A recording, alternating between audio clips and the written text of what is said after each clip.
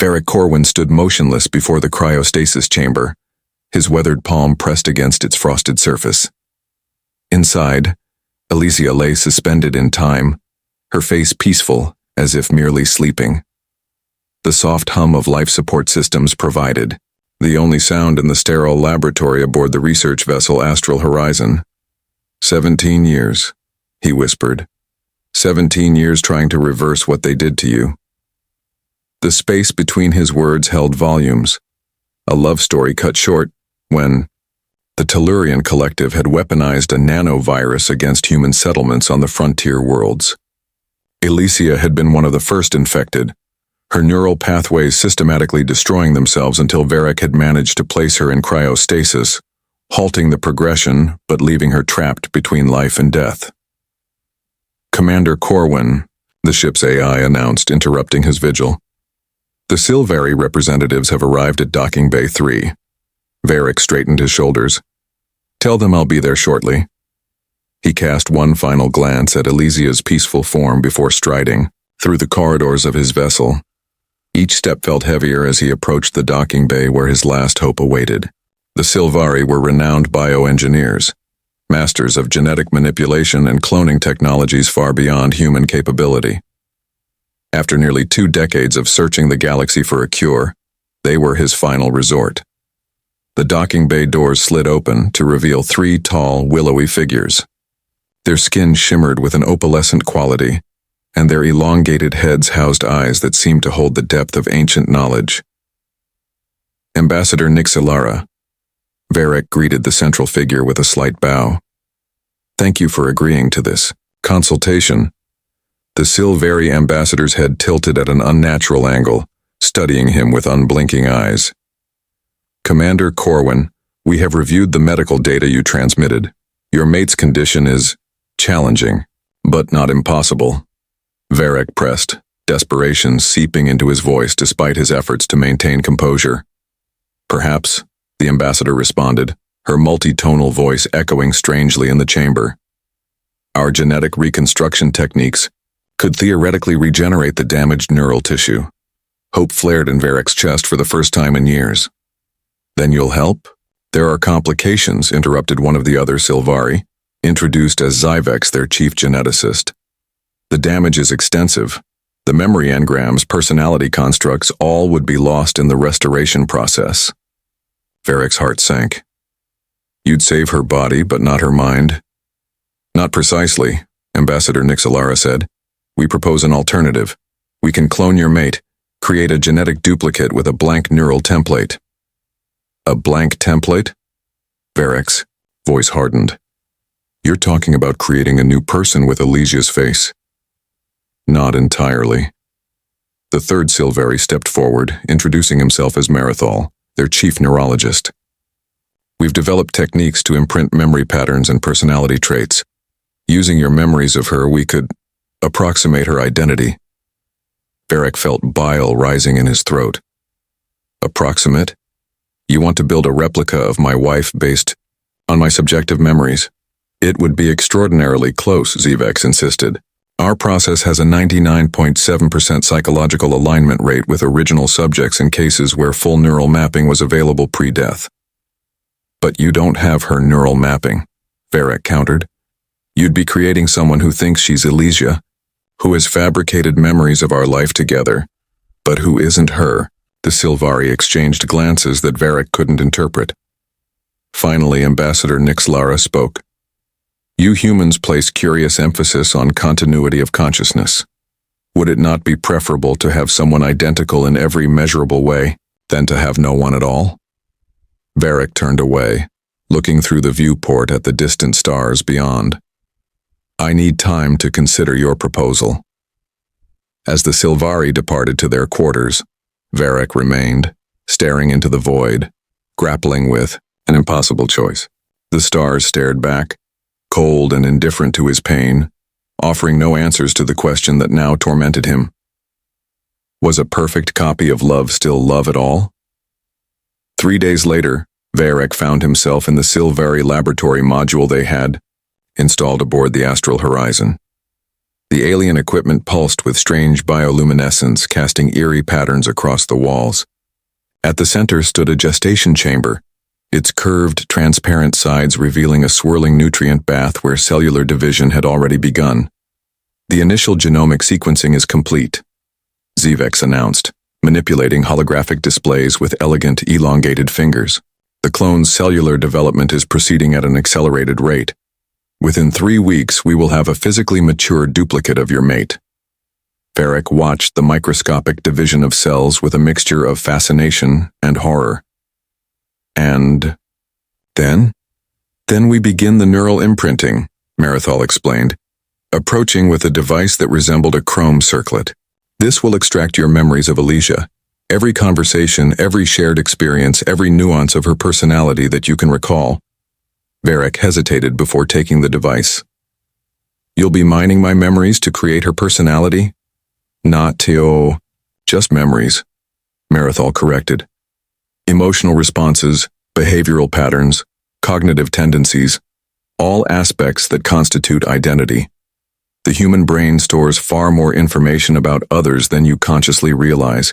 Lieutenant Oriel Kayax, Varric's second-in-command and oldest friend, watched from the doorway with undisguised concern. Her dark eyes narrowed as she observed the proceedings. "Commander," she said quietly when the Silvari moved to adjust their equipment. "May I speak with you privately?" In the corridor outside, Oriel didn't mince words.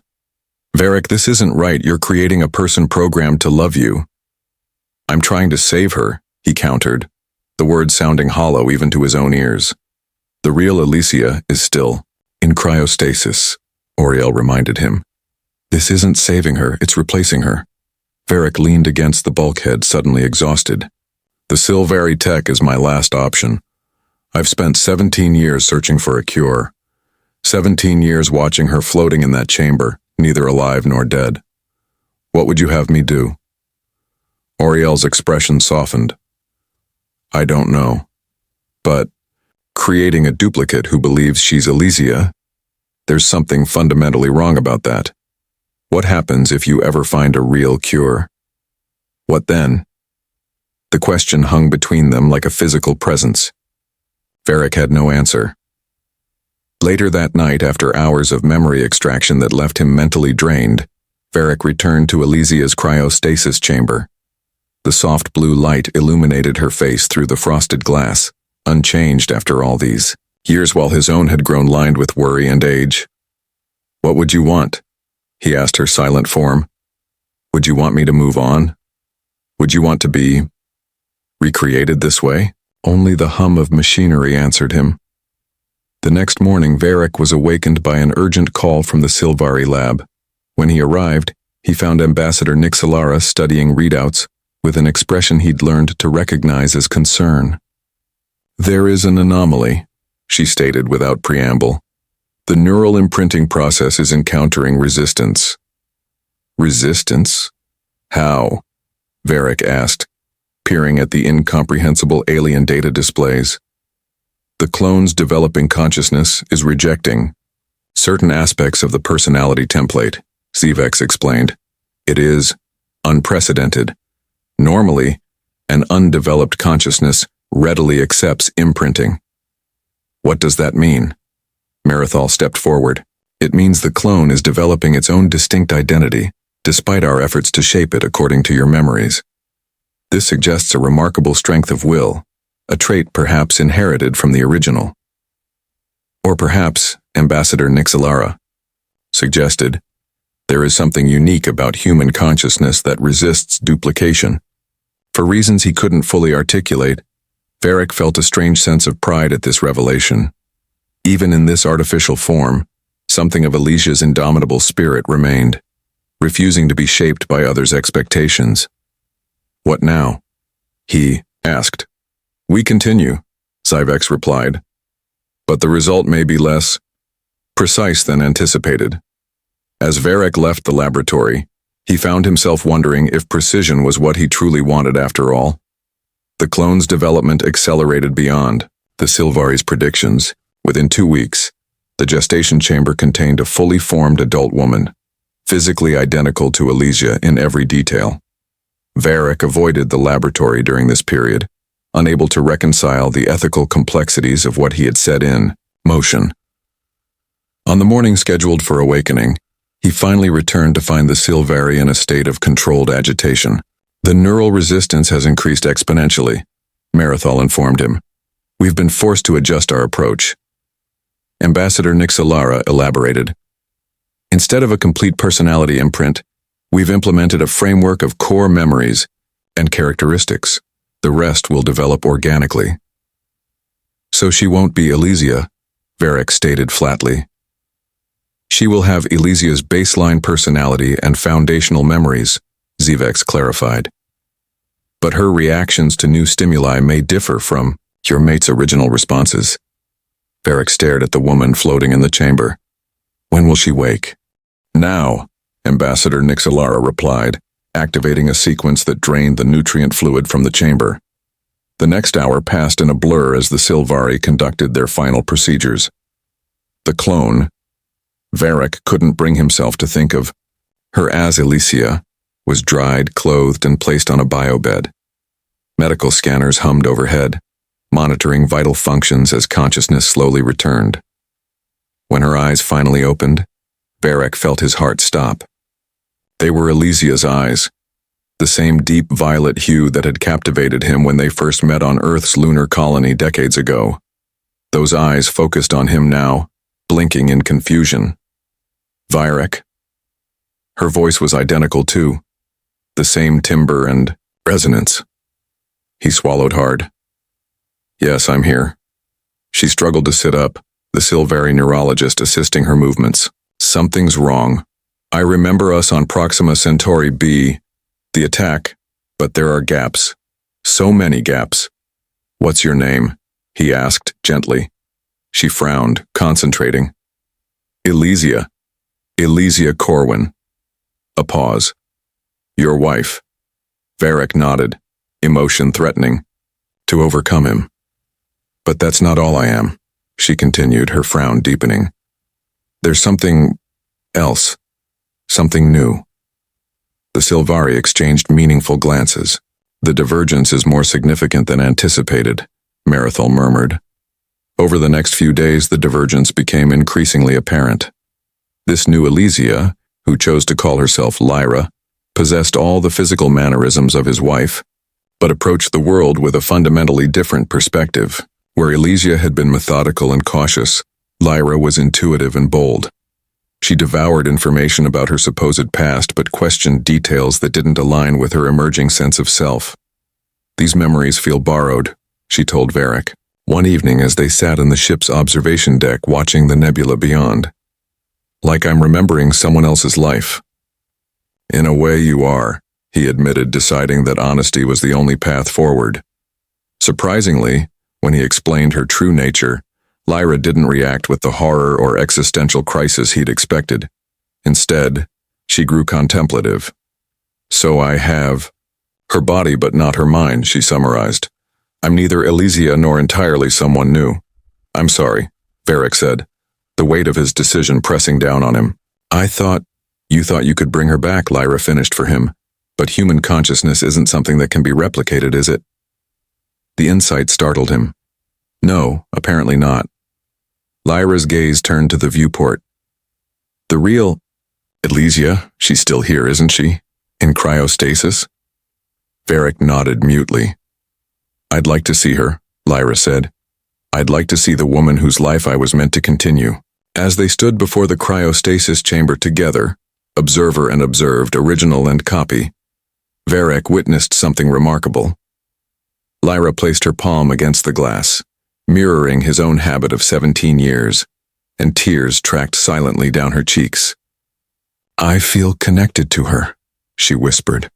Not because I have her memories or her face, but because I understand what it means to love you. 1 month after Lyra's awakening, the astral horizon received an encrypted transmission from the Central. Worlds. Lieutenant Oriel delivered the news personally to Varric's quarters. The Tellurian collective has fallen, she announced, her usual composure slipping to reveal rare excitement. A coalition of independent systems launched a successful coup. Their research facilities have been seized, including their bioweapons division. Varric set down the tactical report he'd been reviewing. And they've released their research data, Oriel continued, including potential reversal protocols for the nanovirus that infected Elysia. The hope that Varric had methodically suppressed for years flared suddenly to life. How reliable is this information? Reliable enough that the coalition is already treating victims. There have been successful revivals, Varric. People who were in the same condition as Elysia. The news should have brought unmitigated joy, but Varric found himself torn. He glanced toward the adjoining chamber where Lyra was engrossed in studying stellar cartography, another interest she shared with Elysia, though she approached it with a distinctive artistic sensibility rather than Elysia's scientific precision. Have you told her? Oriel asked, following his gaze. Not yet. She deserves to know. Varric nodded, knowing his friend was right. When he shared the news with Lyra, her reaction surprised him yet again. We have to try, she said without hesitation. We have to wake her. Lyra, if we succeed. I don't know what that means for you, Varric admitted. She offered a sad smile. I know exactly what it means. You'll have the real Elysia back, the woman you've spent 17 years trying to save. And you? I'll still be me, she said simply. Whatever that means. The Sylvari, intrigued by this unprecedented situation, offered their assistance in administering the reversal protocol. Ambassador Nixalara was particularly fascinated by the ethical dimensions at play. In all our centuries of cloning technology, we've never encountered a scenario where original and copy might exist simultaneously, she told Varric as they prepared the medical bay. It offers a unique opportunity to study the nature of consciousness. These aren't laboratory specimens, Varric reminded her sharply. They're people. Of course, the ambassador conceded, but the philosophical implications remain significant. If the original Elysia awakens with her memories intact up to the moment of stasis, and Lyra possesses similar but divergent memories of the same events, which perspective represents objective truth? The question lingered as preparations continued. The reversal protocol was complex, requiring careful calibration to target the dormant nanovirus without harming Elysia's neural tissue. Days stretched into weeks as the Sylvari and the ship's medical team worked to adapt the treatment for her specific condition. Throughout this period, Lyra became invaluable to the process. Despite having no formal medical training, she possessed intuitive insights about Elysia's physiology that even the advanced Sylvari technology couldn't account for. It's almost as if she can sense what Elysia needs, Marathol observed after. Lyra correctly predicted a negative reaction to a proposed treatment variant. Perhaps there is a quantum entanglement between original and copy at the cellular level, Zyvex theorized, a connection our science has yet to quantify. Whatever the explanation, Lyra's contributions accelerated the treatment development, yet as the day of implementation approached, Varric noticed her growing increasingly withdrawn. He found her one evening in the rarely used arboretum, sitting among the bioluminescent specimens they'd collected from various worlds. You're avoiding me, he said, settling beside her on the bench. I'm giving you space, she corrected gently, to prepare for her return. Lyra. It's all right, she interrupted. I've had time to consider my situation. I exist because you loved her so much you couldn't let her go. I can't resent that love, it's the foundation of my existence. Varric studied her face. Identical to Elysia's, yet animated by a spirit all its own. What will you do? After? Lyra's eyes reflected the soft blue glow of the surrounding plants. The Sylvari have offered me a position in their xenobiology division. They're quite interested in my unique perspective. You'd leave? I must, she said simply. For all our sakes. As she spoke, Varric realized with startling clarity that he had come to care for Lyra not as an echo of Elysia, but as a person in her own right. The realization brought both understanding and guilt in equal measure. Tomorrow, he said finally. We administer the treatment tomorrow. Lyra nodded, reaching for his hand in the dim light. Then let's hope for a miracle. The medical bay hummed, with technology both human and Sylvari as final preparations were made. Elysia's cryostasis chamber had been connected to an array of equipment designed to administer the reversal protocol while monitoring her neural responses in real time. Varric stood at the control station, Lyra beside him. Her presence had become a comfort he hadn't anticipated and now feared losing. Neural mapping is complete, Zvex announced, beginning nanovirus neutralization sequence. The procedure would take hours, a meticulously choreographed battle against microscopic invaders that had lain dormant in Elysia's neural pathways for 17 years. As the first phase initiated, Lyra suddenly gasped, her hand flying to her temple. "What is it?" Varric asked, alarmed. "I felt something," she murmured, "like an echo inside my mind." Marathol immediately directed a scanner toward her. "Fascinating. Her neural patterns are synchronizing with the originals at a quantum level, just as we theorized." "Is it dangerous?" Varric demanded. "Unknown," the Sylvari neurologist admitted. "This phenomenon has never been documented before." As the treatment progressed, the synchronization intensified. Lyra began experiencing fragments of Elysia's memories, not the implanted ones she'd been given, but actual moments from before. The infection, memories that had been locked in Elysia's dormant consciousness. "She was afraid," Lyra whispered at one point, tears streaming down her face. "When the infection began, she knew what was happening but couldn't tell you. She tried so hard to say goodbye." Varric felt his heart constrict. "You can feel what she felt?" Lyra nodded, her expression distant. "It's like we're temporarily sharing the same consciousness stream. I can feel her coming back, growing stronger." Hour 7 brought a critical juncture. The nanovirus had been neutralized, but Elysia's neural pathways needed stimulation to reactivate properly. As the medical team prepared the final phase, alarms suddenly blared. "Her autonomic nervous system is rejecting the stimulus," the ship's doctor reported. "We're losing her." Lyra stepped forward without hesitation. "Let me help." Before anyone could object, she placed her hands on the cryostasis chamber and closed her eyes. The monitors immediately showed a stabilization in Elysia's readings. The quantum synchronization, Ambassador Nixalara realized. She's acting as a neural bridge. For the next hour, Lyra remained connected to Elysia, her own vital signs fluctuating dangerously as she channeled some mysterious energy between them. Varric watched in helpless fascination as the two women, identical in appearance yet fundamentally different in nature, engaged in a silent communion beyond scientific understanding. When the final phase completed, Lyra collapsed, exhausted, but conscious. The cryostasis chamber began its revival sequence, the frosted surface clearing to reveal Elysia's face as color gradually returned to her pale features. When her eyes opened, they found Varric's immediately. "You waited," she whispered hoarsely, her first words in 17 years. "Always," he replied, tears flowing freely now. As the medical team helped Elysia from the chamber, her weakened legs barely supporting her, she caught sight of Lyra sitting nearby. For a moment, the two women stared at each other in silent recognition. "You're me," Elysia said finally. Lyra shook her head. "No, I'm what came after you. Something different." Elysia's gaze shifted between Lyra and Varric, a shadow of understanding passing across her features. "You found another way to survive, both of you." The days following Elysia's revival were filled with careful medical monitoring and gradual reintegration.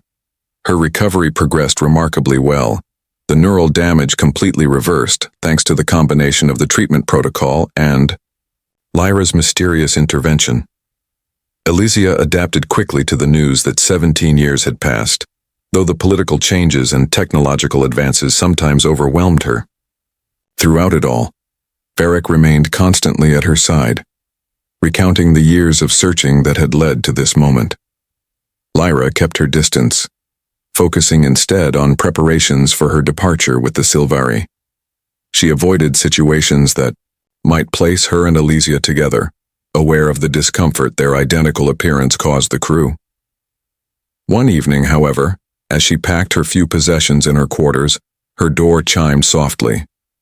Elysia stood in the corridor, still thin from her long sleep but growing stronger each day. "May I come in?" she asked. The two women sat across from each other in Lyra's sparse quarters, mirror images engaged in a conversation without precedent in human experience. "You saved my life," Elysia began. "The doctors explained what you did during the revival process." Lyra shook her head. "I only facilitated what the treatment was already doing." "No," Elysia insisted. "They showed me the data. My consciousness was fragmenting. You held it together somehow." She paused, studying Lyra's face, her own face, with intense curiosity. "How?" "I don't know," Lyra admitted. "It wasn't a conscious decision. I felt you struggling and reached out." A comfortable silence settled between them, less awkward than either had anticipated. "It's strange," Elysia finally said. "I should feel violated by your existence. You have my face, my DNA, fragments of my memories. You're wearing my old clothes." She gestured to the blue tunic Lyra had chosen. "Yet I feel connected to you. The Silvari believe we established a quantum neural link during your treatment, a temporary sharing of consciousness." Elysia nodded thoughtfully. "Not temporary. I still feel it sometimes. Echoes of your thoughts, your feelings." Her eyes met Lyra's. "Including your feelings for Varric." Lyra looked away. "I never meant, no," Elysia interrupted gently. "You didn't choose to exist or to have my memories or to care for him, yet you chose to help revive me, knowing what it might cost you. It was the right thing to do." "It was the human thing to do," Elysia corrected. "And that's what fascinates me most about you. The Silvari created you as a replica, but you've become something they never anticipated. A person with a distinct moral center, capable of self-sacrifice." On the other side of the ship, Varric stood in the observation deck staring out at the stars. Lieutenant Oriel found him there, 2 glasses of rare Centaurian whiskey in hand. "You're brooding," she stated, offering him a glass. "I'm contemplating," he corrected, accepting the drink. "Contemplating your impossibly complicated situation?" She settled beside him against the railing. "The love of your life has returned from the brink of death, yet you've developed feelings for her genetic duplicate. Most men would be thrilled to have such problems." Varric shot her a withering look. "This isn't a joke, Oriel." "No," she agreed, growing serious. "It's a philosophical conundrum. If love is based on more than physical attraction, if it's about connection to another consciousness, then you've fallen in love twice with 2 different women who happen to share the same face." "I never said I've fallen in love with Lyra. You didn't have to." Oriel sipped her whiskey. "It's written all over your face when you look at her, different from how you look at Elysia, but love nonetheless." Before Varric could respond, his communicator chimed with a message from Ambassador Nixalara. The Silvari vessel was preparing for departure within the hour. Lyra would be leaving with them. When he arrived at the docking bay, he found Elysia already there, engaged in conversation with Lyra. The sight of them together, identical yet distinct in subtle ways he could now easily perceive, made his heart ache with a complex emotion he couldn't name. Ambassador Nixalara approached as the final preparations were made. "Commander Corwin, this experience has been most enlightening. Our understanding of human consciousness has expanded considerably." "Glad to have provided such an interesting experiment," he replied, unable to keep the edge from his voice. "Theo," Ambassador tilted her head. "You misunderstand. It was not the cloning process that proved enlightening. Our technology in that regard remains unsurpassed. It was what happened after. Lyra's development of an autonomous identity despite our imprinting, her ability to form a quantum link with her genetic original, and most significantly, her gaze moved between Varric, Elysia, and Lyra. The capacity, of humans to form complex emotional bonds that transcend conventional understanding. Varric had no response to that. As the departure time neared, Elysia embraced Lyra, an surreal image that nonetheless felt right to all who witnessed it. "Where will you go?" Varric asked when it was his turn to say goodbye. "The Silvari are taking me to the Aldebaran scientific outpost," Lyra explained. "There's a xenobiology research team there studying consciousness transfer in non-humanoid species. They believe my unique perspective might be valuable." "Will you be happy?" Lyra smiled, not Elysia's smile but her own, with a quirk to the left side that had developed independently. "I'll find out who I am. That's a start." When only minutes remained before departure, Elysia suddenly stepped forward, addressing both Varric and Lyra. "I have a proposal," she said, her tone suggesting she'd given this considerable thought. "One that might seem unconventional, but I believe is worth consideration." She explained her idea, resulting from her days of contemplation and the lingering neural connection she shared with Lyra. As she spoke, Ambassador Nixalara's expression shifted to one of profound interest, while Varric and Lyra exchanged looks of astonishment. "It would be unprecedented," the ambassador acknowledged when Elysia finished, "but potentially enlightening for all parties." "It's your decision," Elysia told Lyra and Varric. "Both of you. I've made mine." In the silence that followed, the ship's chronometer counted down the final minutes before the Silvari vessel's scheduled departure. A choice had to be made. One that would define 3 lives and perhaps reshape understanding of what it meant to be human in a universe where the very concept of identity had become fluid. Varric looked between the 2 women. One he had loved for most of his adult life. The other he had come to care for in ways he hadn't anticipated, both uniquely human in their capacity for compassion, sacrifice, and love. "Yes," he said finally. "Let's try." Lyra's eyes widened. "Are you certain?" "I've spent 17 years searching for solutions others deemed impossible," he replied. "Why, stop now?" As the 3 of them left the docking bay together, the Silvari ambassador watched with an expression of profound curiosity. In all their centuries of genetic manipulation, they had created countless physical duplicates, but never had they witnessed what these humans had demonstrated. That consciousness, true selfhood, remained ultimately unclonable, and that the human heart possessed capacity for love beyond their algorithmic understanding. Behind them, the departure sequence for the Silvari vessel was cancelled. There would be much to learn here after all. Epilogue. Beyond replication. 1 year later, the research vessel Astral Horizon approached the newly established human colony on Kepler 186f. From the observation deck, 3 figures watched the blue-green world grow larger in the viewport, Varric in the center, Elysia and Lyra on either side. "Home," Elysia said softly. "Or it will be." The past year had brought arrangements few would have predicted. Elysia's proposal, that they work together rather than separate, had evolved into a partnership unlike any other.